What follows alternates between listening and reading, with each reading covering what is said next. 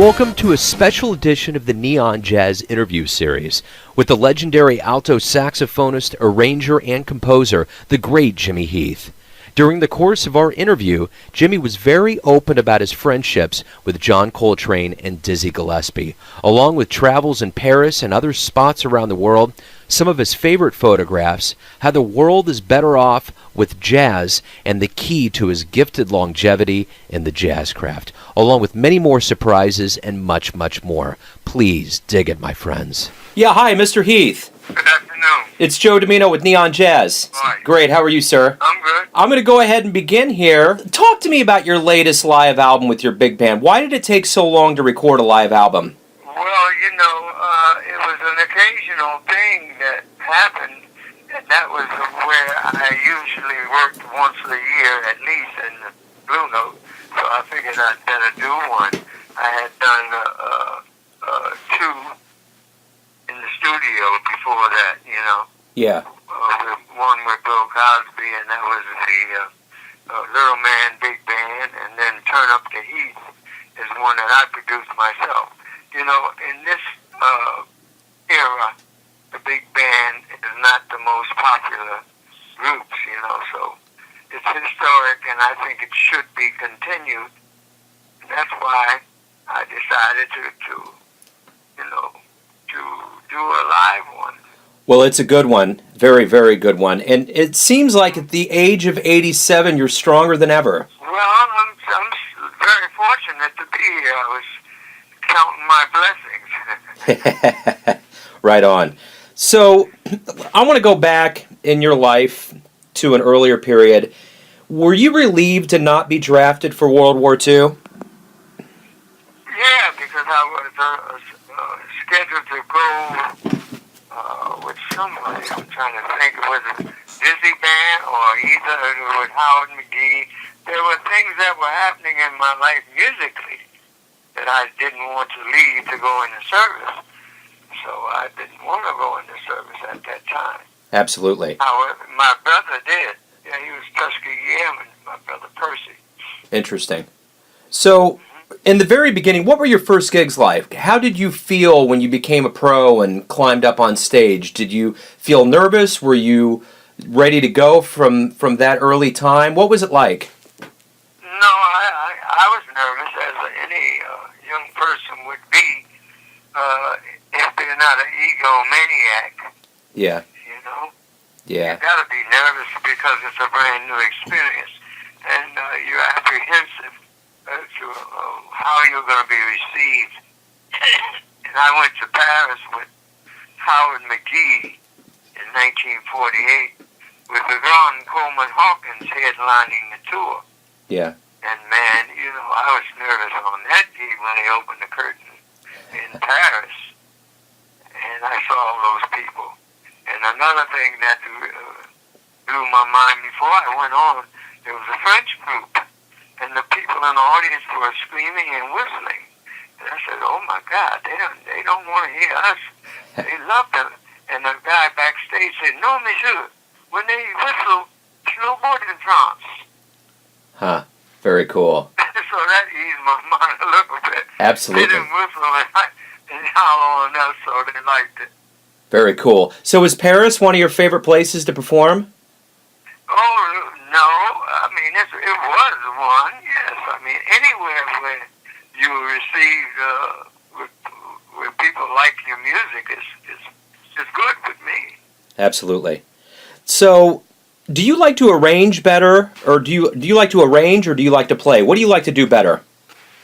I think it's more important to be a composer and arranger and to have people and your peers record your music than it is to stand up on stage and get a hand. Sometimes those hands are just routine. Yeah. He stopped. Oh, he stopped. Clap. Yeah. I think it's equally important to me to perform, but I think the music and orchestrating has taken over. In fact, there's a concert coming up in Kansas City with Bobby Watson. I was telling him yesterday. Yeah. And I told him that I saw your interview. I heard your interview with him, and he's doing one on me, and they gave me an award, Life Achievement Award, and they're doing all my music. Right on. In an illustrious life full of making music and quality recordings, when you think about all of the albums and sessions you've been a part of, what holds a special place in your heart?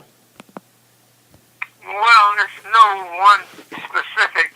I think one that I mentioned to Bobby, and it's in my autobiography, I Walk with the Giants, is the one when Charlie Parker sat in with my band in Philadelphia. That's one of the most important times of my life. Right on. Also, to be the first jazz musician to get an honorary doctorate from Juilliard School of Music. There's so many. I was just looking at my awards this morning. I said, I told my wife I got over 100 now. Very cool. But some of them are very special to me in my heart. To be accepted by an audience and they like you, what you do. It's a pleasureful life, man. Yeah, right on. So, when did you finally embrace the nickname Little Bird? I did it for a while. I was with Howard McGee and Milt Jackson. I think they're the two responsible for calling me that when I was playing the alto saxophone. And, and eventually I wanted to be Jimmy Heath and not Little Bird, so I kind of went to the tenor, like me and Coltrane both went to the tenor around the same time. Right on. He maybe a little earlier than me. Yeah. But in Philly, we used to hang together. We were with Dizzy's band together playing altos. So the Little Bird title was welcomed. Yeah. But I wanted to be Jimmy Heath, And I worked on trying to play. Not that I'm dissing Charlie Parker, because anybody that plays jazz, if they don't improvise music, they got some Charlie Parker in there somewhere. Yeah, that's for sure. He was such a genius. Yeah. And he played so much music in 34 years. Man, that's true. Yeah, it really is. So amazing. It is amazing, for sure. So I just read your Downbeat article this morning, and there was a lot of references to photos that you had. And in this increasingly digital world that we have, it's great to have photos in your hands. Mm-hmm. What photographs do you have with folks really holds a special spot in your heart? Oh, I got so many. I think I got 3,000 in fact, and I've been taking them photos myself in the last 2 or 3 years, following in the steps of in the footprints that I knew that went before me that became photographers as well as musicians. But there's one with Dizzy that's very special to me. Yeah. Right on. Dizzy Right on. over and hugging me, and he was one of my mentors also. Right on. So I want to kind of switch tracks here and talk about your brothers. What was that like to be able to create music with your brothers for so long in the studio and on stage? Well, when we could get together, it was amazing. We used to hit some grooves that I find that I can't, never like that. Mm-hmm. I remember Percy used to say, when we were playing, the three of us, and we get in a groove sometimes, because we come from the same genes, man, same mother and father, and there was sometimes when we could get in a groove, it was so good. Percy would holler, all right, don't go in there, we can't keep it in there. Don't go in there, it's too deep. So we used to get in some good grooves as brothers when we had to groove together. However, we both were working in our own things too. Yeah. Very cool. What Dizzy Gillespie, he just sounds like, as a fan of his music, it's one thing, but I've heard nothing but wonderful things about him. What did he teach you about life? Well, he was a gentleman, and he was a funny guy, but he was very serious about music, and he was always showing you. He's a mentor. He's always showing you harmonies on the piano and things like that. You know, and he didn't get involved in some of the things that some of the other musicians, as far as inebriation and stuff that they did. He was like Louis Armstrong. They you know, a little smoke, a little weed, but that was it. Yeah. Yeah. Yeah, he didn't go any further than that to get involved in any serious drugs. Sure. So what? So that was an example. He was having fun. He could play like nobody else at the time. At one time in his career, he was just outstanding. Yeah, absolutely. Now, speaking of outstanding and geniuses, what was it like to work with Miles Davis? What did you get from playing with him and being associated with him? Well, Miles Davis was a stylist. He had his own, because he said himself, he says, the only reason he didn't play like Dizzy is because he couldn't. So he found a style that was very pleasing. He was a great ballad player. He was he and I, like fast cars and all that stuff, driving fast and all that. Yeah. But Miles was a innovator too. So since he couldn't play, like he formed his own style, and that's what the world needs. We don't need all this sending the clones. Yeah. We got a lot of clones out here. Yeah. If somebody makes it big, and then everybody's going to do the same style. Yeah. In my time, everybody was their own individual style of playing. Lester Young was different from Coleman Hawkins. Coltrane is different from Sonny Rollins. You know what I mean? Yeah, absolutely. You got to have your own style. That's my experience. But that's not the world today. Right. Send in the clone. So, speaking of John Coltrane, there was an article that I just read recently that speculated what his music would be like if he was still alive today. Where do you think John Coltrane would have gone if he would be around today playing? Well, he got so spiritual in his performance, and he was always reaching for the sky or the pinnacle of whatever he was trying, and it just wouldn't have stopped. He would have continued because he was one of the most practicing and devoted musicians I've ever met. You know, his first wife, Juanita, later named Naima, said that John was 90% saxophone. That's funny. Yeah, it's true. Yeah, sure. He practiced all day, every day. Yeah. You know, I asked him when he's in my band, I said, John, he wrote an arrangement on Lover Man. And I said, John, why don't you write some more? He said, oh, Jim, I ain't got no time to write no more arrangement. I got to practice. Huh. He spent more time practicing than writing arrangements. He could compose, of course. That comes from practice. Yeah. You open your ears up to composition.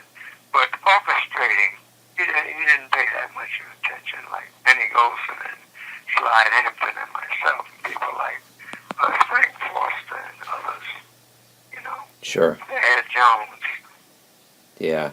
We wanted to orchestrate our stuff and have it out there to be performed. Absolutely.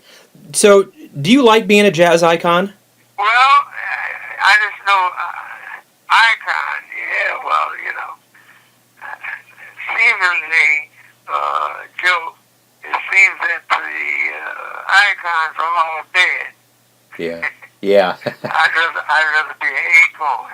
Yeah, there you go. To be alive than an icon. That's right. Very well. That's excellently said. Very cool. Jimmy, who's your hero? Oh, man. Well, Dizzy's one. Cool. You know, and I got a wife I've been with for 54 years, and she's a wonderful lady. You know, things in life that every human being heroes, Duke Ellington, yeah, Duke would be one, orchestration, the Western classical people, Frederick Delius, I may listen to, whoever in every musical genre is somebody that's outstanding. Yeah. The South American guys, Yeah. the love songs. I like melody and love songs. Right on. So I like Joe Dean and Gilberto and those people from South America. They still write love songs. yeah. But Right they on. groove. They got a groove with it. Yeah. A beat. Yeah. Without a I doubt. like music with a pulse, Yeah. but not only the pulse. Give me some harmony and melody too. Yeah, without a doubt. Without a doubt. Speaking of wisdom and harmony and melody, in your life, did the prison stint that you had from 55 to 59, how did that make you look at life differently? It made me clean up my life, and it gave me the common sense that I'm not going to do that anymore. Mm-hmm. I'm wasting my life away. This is the end of this, and that's what it has been. My life has just taken off ever since. I've steady progressed since I came home, and I met my wife the first day. Wow.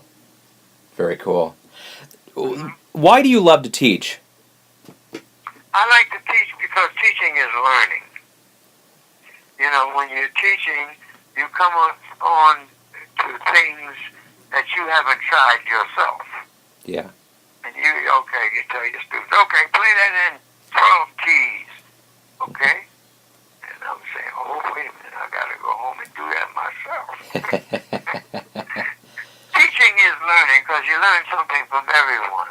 Every day you can learn something. You've shared the stage with so many people and so many names. What's it been like to do that over your life? To have shared the stage with so many folks? What does that feel like now at this point in your life? It makes me very proud to have been on a lot of scenes with a lot of great.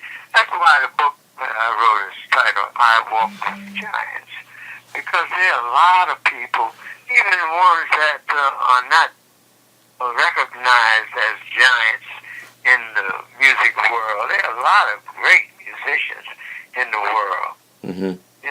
And you hear different people every day. There's always somebody coming around, somebody new that you haven't heard that's got music all worked out. It's not a monopoly of any one person. However, there are a few people that came close to having a monopoly. A few. Yeah. Yeah. But basically, other than that few, there are many who have great talents. Absolutely. What's the nicest thing that a fan has ever said to you? Oh, that's very difficult. I don't know, because I've gotten great comments for so many years from different people. Yeah. So I think the greatest comment, not a fan, is like I mentioned, to have one of your peers to record one of your songs, like Ahmed Jamal or Ray Charles or Miles or somebody, Coltrane recorded one of mine. That's the height of achievement that I appreciate so much. Yeah. My peers, because fans are going to say the same thing. Everywhere you go, there's somebody say, oh, Mr. Heath, I love you. Oh, Jimmy, man, I've been listening to you. I love this. And So it's hard to pick any one of those out. Sure. So, in a long life that you've lived, what's been the key to your longevity? Luck. Very good. That's That's it. it. Luck, man.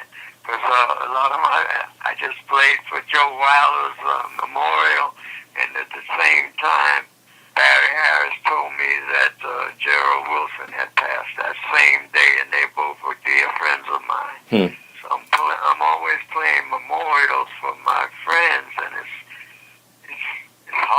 he was leaving, and I look around, and I remember being with Dizzy's band when Gerald Wilson was in the band, and I thought about it, and I said, dang, everybody in that band, Train, Paul Gonzalez, Gerald Wilson, Willie Cook, all these guys, everybody's going with me. Yeah.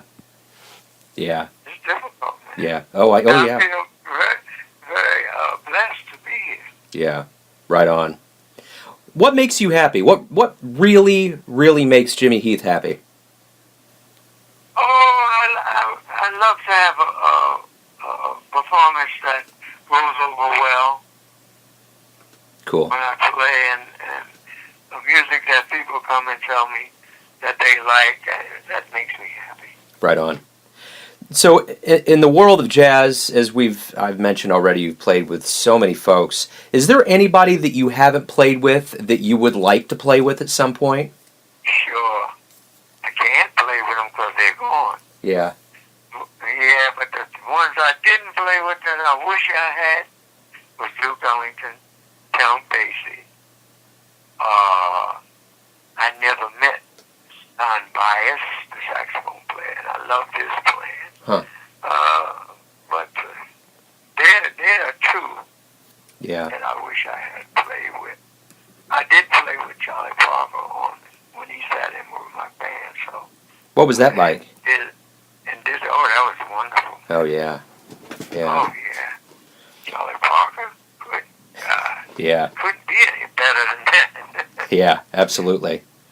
Well, speaking of Bird, I'm kind of segueing here into the Kansas City question. Have you played here in Casey? You got fond memories of gigging here?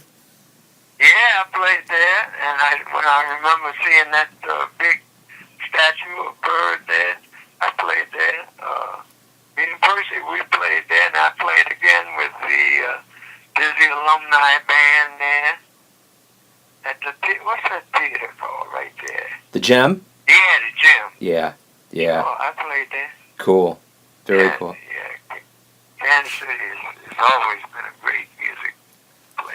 Yeah. I want to come back. Right on. We'd love to have you back anytime, for sure. Okay. So the Heath family is full of musical prowess, and it looks like you've passed that on to James. Are you pretty proud of him? Yeah, he's a great composer, and he had a lot of. He's got gold records.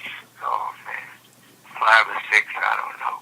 Yeah. He made a great living on music, and he called his music funk ballads. Yeah. And it's love in there, you know. Yeah. It's not just it's not the straight jazz feel. It's a different feel, but it has a pulse, and it still respects the melody and harmonies of music. So in a life well lived, full of wisdom and love and everything you've given to the world, what's left to accomplish? Well, as long as I can stay, I'm still at the computer trying to produce something else. Cool. I got more music to come. Right on. Has jazz made the world a better place? I'm sure jazz has made the music, because I know the world. Jazz has made the world a better place because everybody's trying to play it all around the world. All ethnic groups and all nationalities. And that's made the world come together. And let me ask you this. Something that's safe for the world to know. What is there about Jimmy Heath the world may not know that you may want to tell them? Well, sometimes the little guy gets passed by. I'm a little guy. Yeah. Everybody likes the big guy. Yeah. You know. Yeah.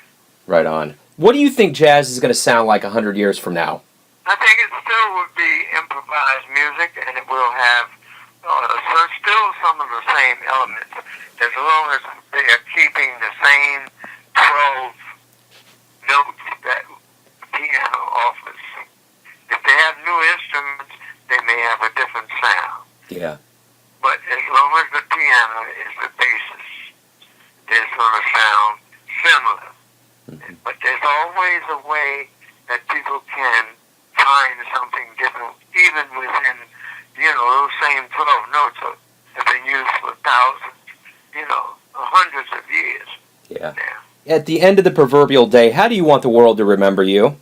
I think the world will remember me as a composer and a musician who gave a lot to the idiom of music. Cool. Sir, thank you very much for all the music and wisdom. It's been a pleasure to talk with you. All right, thank you very much, Joe. Thanks for listening and tuning in to another Neon Jazz interview, where we give you a bit of insight into the legends that have made the world of jazz so vibrant, rich, and dreamy for everyone that loves jazz. And thanks to the legendary Jimmy Heath for his brilliance, warmth, time, and insight. If you want to hear more interviews, go to Famous Interviews with Joe Domino on the iTunes Store, or for all things Neon Jazz, visit theneonjazz.blogspot.com.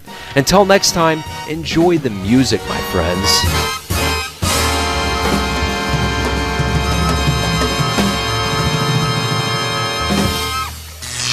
Neon Jazz.